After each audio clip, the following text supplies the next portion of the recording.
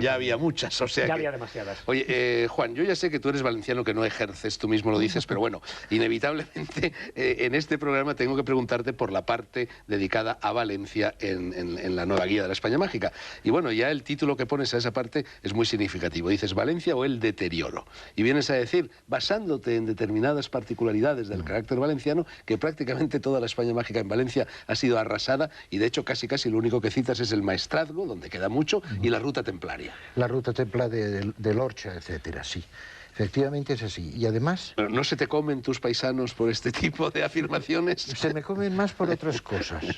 En una ocasión, pues tal vez sería en tiempos cercanos a esto, me invitaron a un programa en una de las emisoras de Valencia, en las que eso os dará una idea de hasta qué punto está deteriorada Valencia.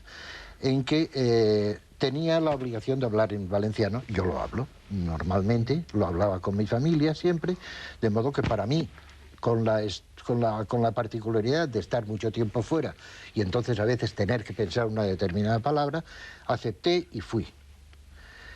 Por cierto, el que me hacía la entrevista era el que hoy es el enviado especial de Radio Nacional en Portugal, que es valenciano. Bueno, pues estábamos hablando de cosas referidas a la cercanía del Estatuto de Autonomía, etcétera. Y entonces a mí se me ocurrió, porque me hicieron hacer el programa en valenciano, te repito, se me ocurrió decir algo de la terra valenciana o alguna cosa así. E inmediatamente, el programa en directo, una llamada telefónica. Escolte, que no es diu ja terra valenciana. Es el Regne de Valencia. Y lo que usted quiera, vale. Reino de Valencia. No había terminado de colgar aquella persona, llamó otra y dijo, ¿cómo que Regne de Valencia? Estat valencià. Lo que usted diga, vale, Estat valencià. Y se me ocurre decir, oiga, ¿por qué no decimos Valencia? Y ya nos quedamos todos contentos. Una tercera llamada. Escolte, ¿y Alacant qué? Ya entonces, ante esa falta de criterio, ante ese querer cada uno a barrer hacia donde le conviene, a ese protestar el acento valenciano de los del Maestrazgo, comparado con el acento valenciano, pongo por caso, de los de Alicante. De Denia. Entonces dije, escolte, diga lo que diga, ya está, no pasa nada. Bueno, ¿te parece poco deterioro eso? Que ya ni siquiera sepamos cómo se llama el país donde se vive. Bueno, tú desde luego eres taxativo, Juan.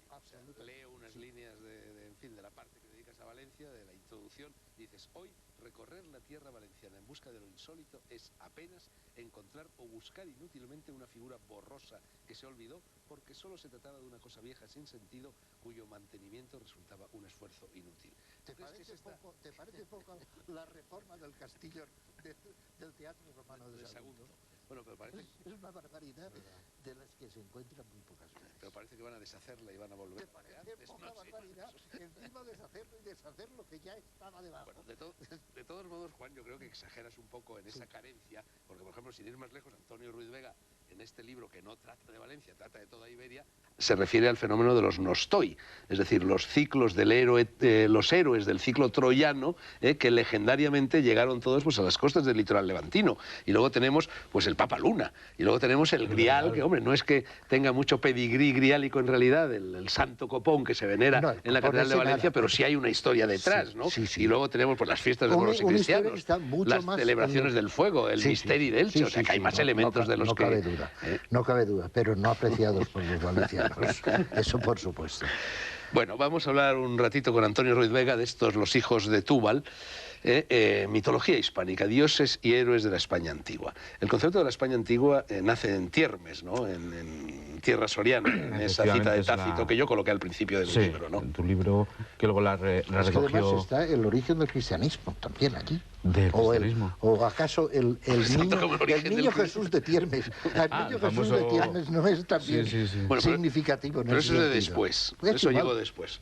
Bueno, Tiermes, la España antigua. Bueno, ante todo, y Antonio, tú fuiste uno de los primeros que te incorporaste a esta especie de escuela de investigación inaugurada humildemente por Juan. ¿Y cómo fue? Vosotros tenéis la culpa.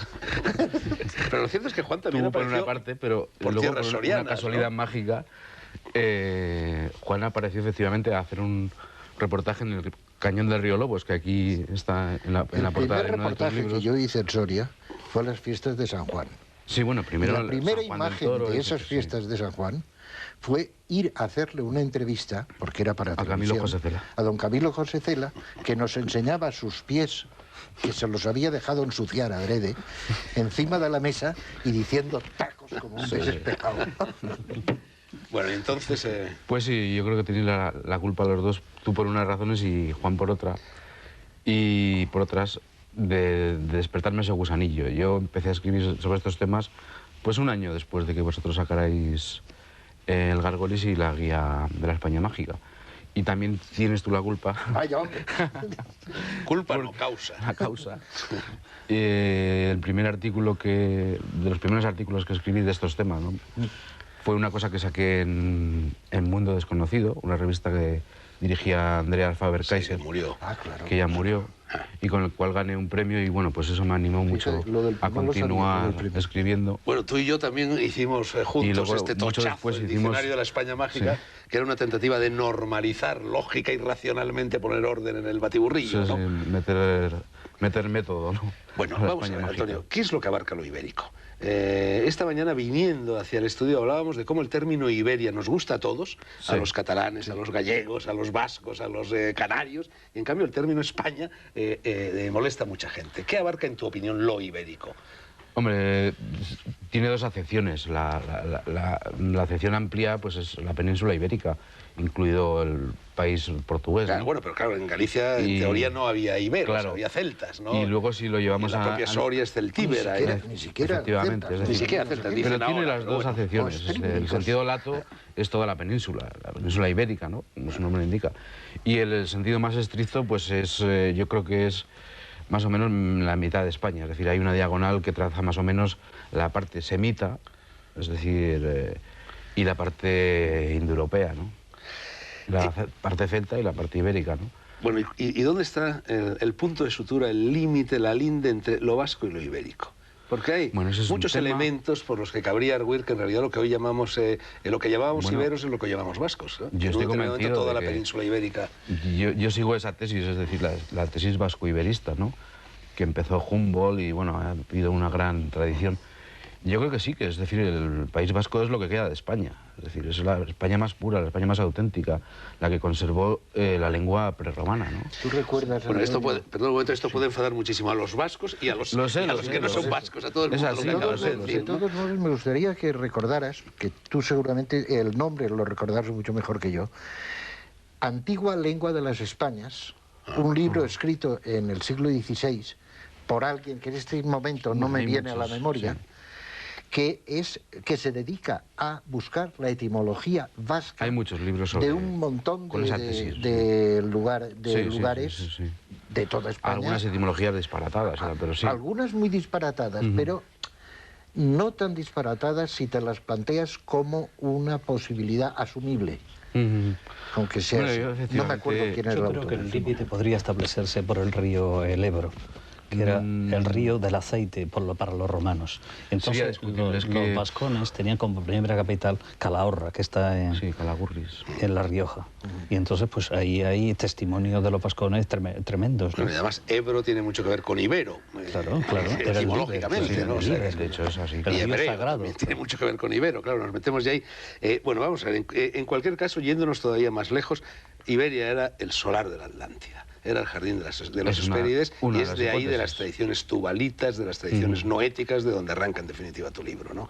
Efectivamente, es un poco, si quieres, convencional, pero las primeras referencias escritas de los primeros pobladores de la península es el mito de Túbal, al cual tú hiciste amplia referencia en tu libro, y lo que pasa que, bueno, es una referencia bíblica, ¿no? Es decir, no tiene ninguna apoyatura Como la histórica ni noética, como la arqueológica. noética. Bueno, tiene una Es lo mismo, tiene si es que es toponimia, el- porque es el tiene nieto. un corpus de leyendas. Claro, si ves Entonces, Noia, el patriarca Túbal, que era el nieto de claro, Noé, pues se ves supone que desembarca... que es Noé el que está ahí, un Noé que sería quien fuera, Claro. pero que hasta en el escudo de Noia está Sí, sí, el sí. arca con su Están los palomita. lugares Hay otro noéticos investigador, que tú has Jorge Rivero San estudiado. José, que está haciendo mucho hincapié también Hace en mucho toda tiempo esta... que está mucho este tiempo, hombre sí, trabaja, es un y trabajador. haciéndose él los y libros. enlazando con lo de los topónimos vascos, pues muchas de las interpretaciones de nombres vienen del mito tubalita, ¿no? Y una de las hipótesis es que trajo la lengua vasca a la península, ¿no? Bueno, Numancia, Sertorio, Viriato, Sí. hubo un momento en el que, sobre todo a raíz de la revuelta de Sertorio contra el centralismo romano, se planteó una alternativa que hubiera cambiado la historia del mundo. Si Sertorio no llega a ser traicionado y asesinado como lo fue en tierras muy cercanas a las nuestras, a las sorianas, ¿no? Sí, efectivamente, esa es una de las bifurcaciones de la historia de España, ¿no? Que podía haber llegado a otra meta diferente a la que ha llegado. Por una parte, en el caso de Sertorio es evidente, ¿no? Está claro que aunque él era de fiel observancia romana, no, tampoco vamos a fantasear, pero entendía muy bien la idiosincrasia de los iberos o de los celtíberos, ¿no?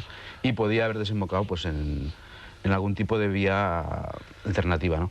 Pero por otro es que era la expansión que en ese momento estaba gozando, iba a decir sufriendo, pero no, gozando, la Celtiberia, que se hubiera desembocado pues, en un estado como fue el romano o algo así. O sea, la invasión romana yugula eso, es decir, podía haber surgido un estado pues hace, ya te digo, pues más de 20 siglos, ¿no? Bueno, hablando de todo esto, acaba de producirse, bueno, se ha ido produciendo durante los últimos años un descubrimiento que todavía tú no has recogido en tus libros, yo tampoco en los míos, y me parece que nadie de los presentes ha recogido, que es verdaderamente sorprendente y que tiene que ver mucho con la España mágica. Son las 20.000 pinzas para depilarse ¿sí? Los pelos del cuerpo que han aparecido en las excavaciones de los territorios cercanos a Numancia. Es decir, parece ser que como los romanos estaban rodeando todo aquello, aburridísimos, años y años y años, ¿no? Entonces, bueno, aquello se convirtió en una especie de Sodoma y Gomorra. Cundió el desenfreno, estaba todo lleno de travestis, de prostitutas. De adivinadores. Y de adivinadores, en fin. Y entonces se han encontrado 20.000 pinzas para depilarse los pelos de las piernas, los legionarios romanos, ¿no? Como esta secta dermoestética que hay ahora. Más o menos. Así que La crema hidratante la inventó, la creó en Pérgamo precisamente el Gran Galeno, ¿no? Que era una mezcla de cera de abeja, agua y aceite de oliva. Pues seguro que lo utilizaban profusamente a los pies de Numancia, ¿no? Bueno, ¿cómo vería la cosa Escipión, que se vistió con el sagún celtíbero que era de color negro y explicó a todo el que le quiso escuchar que estaba de luto por la falta de combatividad de sus legionarios? Bueno, de combatividad en el campo de batalla, ¿no? En los campos de pluma. Sí, bueno, el campo de pluma que era muy combativo, ¿no? Bueno, Bueno,